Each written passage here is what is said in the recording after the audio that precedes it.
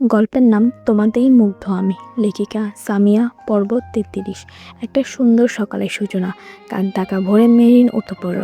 খুব সকালে উঠে ফ্রেশ হয়ে নিচে যেয়ে 1 কাপ চা বানিয়ে আনে নিজের জন্য। ওর সকালে চা না খাইলে যেন ওর সকাল শুরুই হয় না।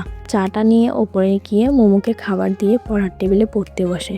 পড়াটা রিভিশন দিয়ে কলেজ ড্রেস পরে রেডি হয়ে নিচে নামলো মেহেরি। তারপর নাস্তাটা খেয়ে বেরিয়ে পড়লো। মেহেরি রিক্সা ধরে কলেজের দিকে চলে গেল। অন্যদিকে রায়হান বিছানার উপর হয়ে ঘুমিয়ে আছে।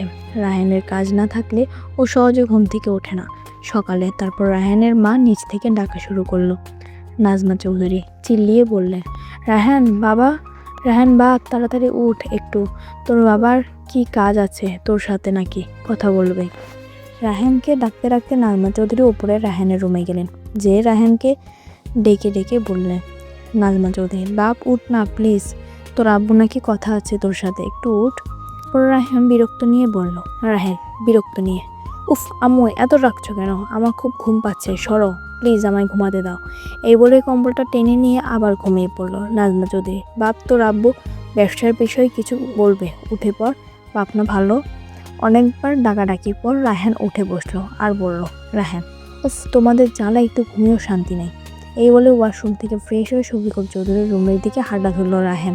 রুমে এসে বলল, রায়হান কি হয়েছে কি আব্বু, এত সকাল সকাল তোমার কি এমন জরুরি কাজ পড়েছে বলো তো। শফিকুল চৌধুরী, রায়হান বস, রাগ করিস না বাবা। রায়হান আচ্ছা আচ্ছা বলো এখন কি সমস্যা হয়েছে। তারপর শফিকুল চৌধুরী কয়েকটা ফাইল রায়হানের দিকে এগিয়ে দিয়ে বললেন, শফিকুল চৌধুরী দেখো, গত 1 সপ্তাহ যাবৎ আমাদের শোরুমে সেল ভালো হচ্ছে না, লস হচ্ছে শুধু। তুমি কি আগামী 1 সপ্তাহ ওই শোরুমে গিয়েছিলে। রায়হান না, কাজের চাপে তো ওই শোরুমে যাওয়া হয়নি। শফিকুল চৌধুরী তাহলে আজ একটু ওই শোরুমে গিয়ে দেখো তো এত লস যাচ্ছে কিসের জন্য। রায়হান আচ্ছা আমি যাবনি।